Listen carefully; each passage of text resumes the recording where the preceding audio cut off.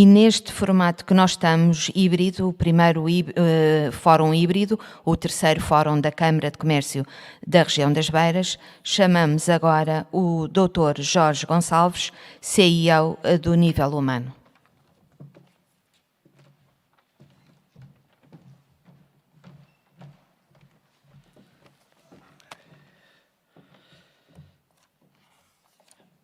Antes de mais nada, boa tarde a todos.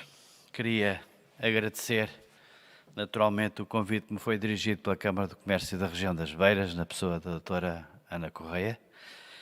Quero também agradecer a forma simpática e muito agradável com que a Câmara Municipal de Ovar nos recebeu neste espaço fantástico e que nos proporcionou estas condições de trabalho deste dia que tem sido muito frutuoso. Esta temática que nos é proposta é uma temática complexa e é uma temática que nos leva, eventualmente estaríamos aqui uma semana a debater e não chegaria para resolvermos ou para equacionarmos sequer os problemas e as dimensões que as diversas facetas de cada um deles apresenta. Há aqui um traço comum a todas as apresentações que foram feitas hoje. Eu dei-me ao trabalho de contabilizar desde o início da manhã até agora. Foram faladas 94 vezes a palavra mudança. E isto é significativo, porque eu acho que aquilo que nós estamos a falar é afinal de uma constância naquilo que é ser humano. Se nós nos reportarmos à história humana, ela é feita de mudanças constantes. O homem que não muda, morre. E, portanto, a primeira questão é, afinal de contas, estamos a falar da nossa vida, daquilo que nós somos no dia-a-dia, é mudar. E mudar implica irmos para algum sítio. A cultura japonesa retrata isto de uma forma muito simples. Chama-lhe Kaizen. Ou seja, nós queremos deslocar-nos para o sítio ideal. Não sabemos muito bem qual é. Imaginamos que o seja. E isto aponta-nos para a intervenção que a doutora Celeste Amorim, da Universidade de Aveiro, fez logo pela manhã e que me deixou aqui duas notas. A primeira delas é que ela falou de recursos humanos. Então falou de nós todos. Não falou dos outros. Eu tenho que me incluir nesse processo de mudança. E isto causa-me aqui qualquer coisa no estômago, porque falar de mudança é de falar de uma coisa que a minha tradição me diz que eu me devo opor. Os motores da mudança são muito poucos. Os fatores facilitadores da mudança também o são. Aquilo que se gera muito mais é os fatores bloqueadores. É muito mais fácil, e ouvimos nas empresas de uma forma genérica, muitas vezes ouvi-se o CEO ou o empresário dizer: não, sempre fizemos assim, não vale a pena estarmos a mudar. E isto é que é assustador. E isto é que nós temos que mexer. Porque, como alguém dizia aqui, estamos a mudar mais depressa. Sim, porque as ferramentas que nos foram possibilitadas e as exigências dos mercados a isso também levam, a que nós tenhamos que mudar mais depressa. E a segunda dimensão para que ela aponta, ela, a doutora Celeste Amorim, é a estratégia empresarial. E aqui é que é assustador, porque ela diz que 72% das empresas, micro, pequenas e médias empresas, não têm estratégia. Então não sabem para onde é que vão. Isto entronca tudo, portanto, num processo que, do meu ponto de vista, começa no empresário. Então, nós aquilo que temos que começar por fazer é ajudar, colaborar no empresário a ele perceber para onde é que o mundo caminha, para onde é que o seu negócio caminha, quais são as expectativas dos seus clientes e não mais trabalhar na ótica da satisfação do cliente. A satisfação do cliente é alguma coisa em que eu não posso mexer. É um mero resultado estatístico. Ponto. Eu quero trabalhar eu quero saber o que é que o meu cliente vai querer que eu seja amanhã, que lhe sirva amanhã. Partilhava isto com os meus companheiros à hora do almoço, uma coisa muito simples. Eu, quando entro dentro de um restaurante, o cozinheiro vai querer saber se eu vou sair de lá feliz, mas ele vai querer saber o que é que ele tem que fazer para eu sair de lá feliz, para eu recomendar o restaurante dele. Porque se eu sair de lá e sair a dizer mal, ele já não tem hipótese de mudar nada. Tem hipótese de mudar para o futuro, para o cliente que vem a seguir, sabendo. Só que o delay, digamos, entre o ato e o chegar da notícia é demasiado grande para a intervenção dele ter sucesso. E por isso, falar de satisfação de cliente hoje não faz sentido. Falava-se na década de 80, quando começou a falar-se em Portugal do que era a qualidade, e aqui a indústria tem um papel importante que colocou a qualidade na ótica dos produtos. E uma das coisas que se colocava de cima da mesa era como é que nós vamos medir isto? E a primeira questão que se levantou foi: o que é que eu tenho que medir? Quais são as dimensões do problema que eu tenho que medir? Bom, ao nível humano, as coisas passam-se de forma ligeiramente diferente. Porque aquilo que hoje nós temos em matéria de seleção, de escolha das pessoas adequadas para o lugar adequado, é nós termos que saber quais são os saberes ser, o saber estar e o saber saber que eu tenho que selecionar. Posso-vos dizer duas coisas. Quando comecei a trabalhar nesta área, um anúncio para um empregado de escritório gerava qualquer coisa como cerca de 300 respostas, cartas que nós recebíamos e que gastávamos em média 5 a 10 minutos por carta para ler, porque algumas delas eram 6 ou 7 páginas, gente com muita experiência e que relatava aquelas coisas todas, as histórias de vida, algumas interessantíssimas, mas que depois eram postos para o lado, porque havia lá um requisito que era conhecimentos de datilografia. A pessoa não tinha, era posta para o lado. E a primeira questão que nós levantávamos quando chegávamos ao fim, como tínhamos uma grande escolha, alguma havia de corresponder, eliminávamos 290 candidatos, ficávamos com 10. Eu podia, sem querer, estar naqueles 290 a eliminar o candidato ideal para o meu posto de trabalho. Portanto, reduzia a escolha a critérios demasiado afunilados para corresponderem a um conjunto de saberes que são adquiridos. Eu, se não souber que 2 mais 2 são 4, aprendo. E aprendo mais fácil ou mais difícil, aprendo. Consigo aprender. Gerar um comportamento adequado na resposta de uma determinada situação de mudança é que pode demorar muito mais tempo. 3 anos, 5, e podem não chegar. Eu posso ser resistente a essa mudança e, portanto, todas as características da minha individualidade são diferentes da individualidade de todos nós que estamos aqui na sala. Qual o plano de formação que vai ser necessário para mim não vai servir a mais nenhuma das pessoas que aqui está. E esta é aquilo que nós temos virado um pouco as costas. Nós temos feito planos de formação nacionais chapa 5, que não nos servem rigorosamente para nada. Vou-vos somente, a título de exemplo, relatar um último conhecimento que tive. Uma pessoa que está com 61 anos desempregada e, portanto, cuja perspectiva de voltar ao ativo é nula, 61 anos com 3 anos de fundo de desemprego, são 64, aos 66 anos e 7 meses ela reforma-se. Esta pessoa dificilmente voltará ao ativo, concordamos todos, até porque com 60 anos hoje ninguém lhe dá emprego, certo? A questão fundamental é: porque é que lhe estou a dar formação em espanhol e depois em alemão? Para que é que eu estou a gastar recursos e não requalifico esta pessoa para ela desenvolver determinado tipo de tarefas que a sociedade está a requerer? Então eu tenho que perguntar à sociedade o que é que ela precisa. E é isso que eu não faço. Portanto, eu sento-me lá na minha secretária do meu gabinete, faço um determinado plano de formação para a minha empresa, depois digo aos meus colaboradores, a partir deste momento o plano de formação é este. Mas eu de Excel já sei muito. Pá, calce, sente-se e aprenda que você não percebe nada do assunto. É a resposta que eu lhe dou. Isto não serve à sociedade. Portanto, nós temos que virar-nos cada vez mais para a sociedade, para as necessidades delas, para perceber as pessoas e para perceber os estímulos que as pessoas têm de seguirem determinadas carreiras profissionais. Eu estou a falar de coisas que são simples, mas que para a maioria do tecido empresarial português são complexas.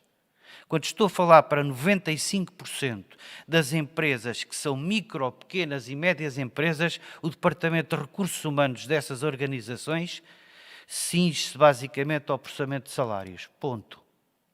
Isto é redutor. Isto significa que as pessoas que trabalham comigo não são o bem mais importante da empresa. Eu ouço muitos empresários dizerem que a maior riqueza de uma empresa são os clientes. E eu tenho que dizer isto categoricamente. Mentira. A maior riqueza de uma empresa são as pessoas que lá trabalham dentro. A massa cinzenta é aquilo que dá mais valor acrescentado a uma empresa. Não são os clientes. Importa-me trabalhar a dimensão da felicidade. Eu ouço falar muito de digitalização e eu fico preocupado. Porquê? 3 aspectos que caracterizam uma organização e que vão desaparecer. Desde logo a dimensão cultural. Portanto, a cultura da empresa é uma coisa que fica banida praticamente. Vamos encontrar aquilo hoje que vemos nos offshores.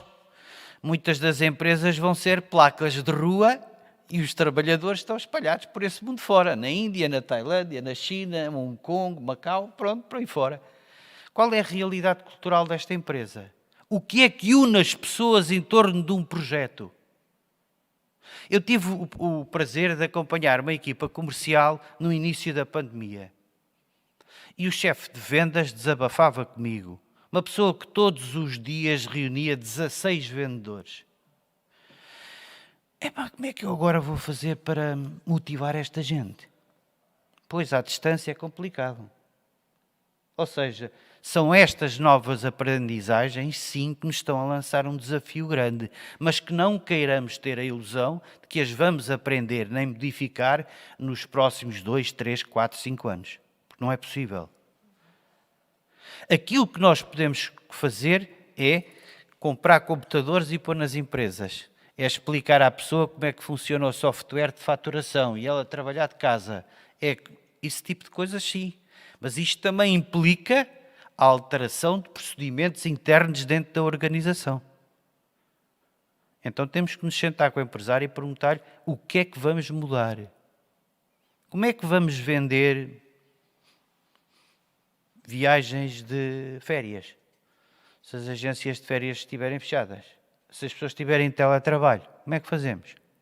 Respondia-me um amigo meu, dono de uma agência de viagens, não posso revelar o nome, como é evidente. Ele dizia-me de uma forma muito simpática: pois, se calhar vou criar uma loja online. E como é que eu faço os pacotes? Muitos deles, isto é contradição que nós caímos quando não pensamos nas nossas decisões estratégicas. Eu queria loja online. Então, mas acabaste de me dizer que a maior parte das tuas vendas são pacotes feitos à medida do cliente? Como é que ele os faz na internet? Portanto, eu acho que é chegado o momento da sociedade civil, que somos todos nós, tomarmos consciência que temos que meditar sobre todas estas questões, temos que criar muitos fóruns iguais a este, temos que fazer muitas ações junto dos empresários para os ajudar a equacionar a sua atividade, a sua posição dentro da organização, o que é que eles esperam que a organização venha a ser, e muitas vezes fazemos o papel do patinho feio, dizer-lhe, esse caminho é errado, o senhor vai se suicidar. Porque eles hoje estão completamente perdidos, a maior parte deles. Tínhamos a ilusão, não tínhamos a ilusão, aliás, de que os empresários não sabem o que é que vai acontecer amanhã. Portanto, o que é que nós vamos fazer com pessoas quando não sabemos o que é que vai acontecer ao nosso negócio? O que é que vai acontecer ao meu negócio, uma empresa de seleção, recrutamento, formação e consultoria de recursos humanos? É a pergunta que eu faço há 1 ano e ainda não obtive resposta. Dizem-me assim, o senhor está desorientado. Não, quero sinais da sociedade civil, dos empresários, do que é que eles vão precisar de mim. Quero esta resposta clara. Os meus colaboradores estão preparados? Não sei, só depois é que posso saber como é que eu preciso dos meus colaboradores. Estão todos a trabalhar em casa, é verdade. Mas a dinâmica da empresa não tem ilusões que se perdeu.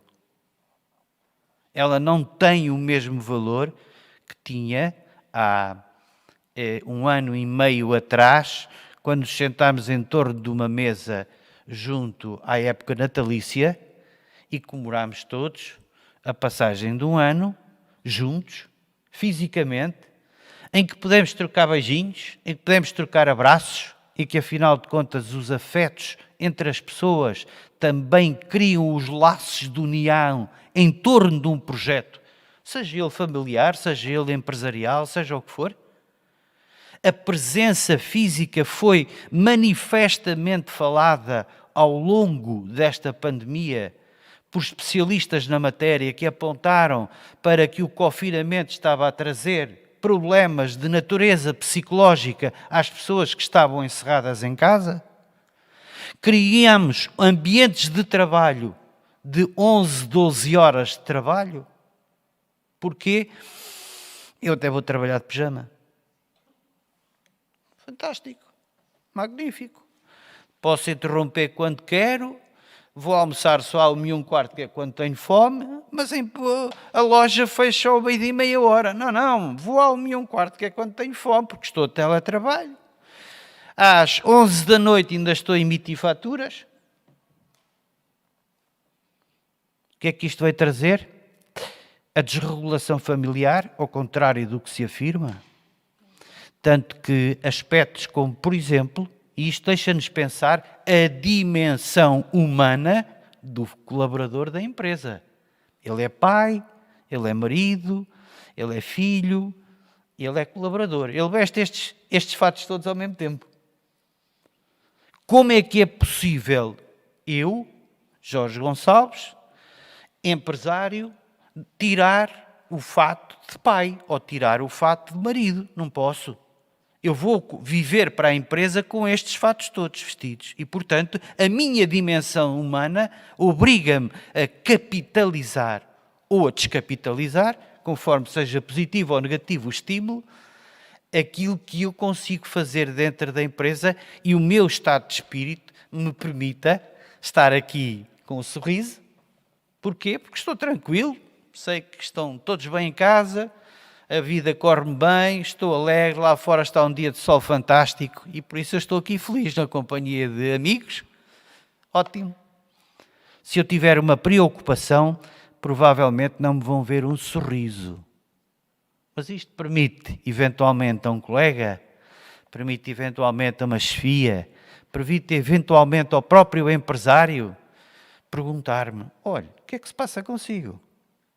Será que a dimensão teletrabalho me deixa acontecer esta proximidade? Será que a dimensão trabalho não nos vai esvaziar e tornar-nos mais máquinas, mais números, menos humanos? Bom, antes de tomarmos decisões, acho bem que a gente pare e pense. Porque estamos a falar do homem, que é um ser animal complexo. E não é simples. Porque aquilo que é bom para mim, provavelmente não é bom para vocês. Esta diversidade leva-nos a lançar questões para o ar como: que tipo de geração é que eu estou a criar? Entronco aqui em questões relacionadas com a educação. A lançar para o ar a ideia de que como é que vão ser as empresas do futuro? Espaços compartilhados, que é isso? Então, quer dizer, à minha frente estão a vender lexívia e eu vendo formação? Ei, caramba, grande confusão. Não há, objetivamente, a partilha de um eu que pertence a um universo em torno de alguma coisa que muitas vezes nós identificamos tão somente com um logotipo de uma marca. E a marca não é nada mais, nada menos do que aquilo que nos une. E quando nós perdemos esta relação de união, eu fico sozinho no mundo, sinto-me órfão, sinto-me desacompanhado. Eu hoje tenho que pegar todos os dias no telefone e ouvir a minha gente, pelo menos, de saber como é que eles estão. Isto para não dizer que com algumas pessoas, hoje com umas, amanhã com outras, eu vejo-as, as ferramentas do WhatsApp, mas não me sinto satisfeito. Gostava de tomar um café com eles, conversar um pouco, e isto é alguma coisa que nos leva a questionar que pessoas, que organizações é que nós iremos ter no futuro. Muito obrigado, foi o nosso contributo para este longo e quente debate que eu acho que a CCRB fez o favor de nos lançar. Muito obrigado pelo vosso convite.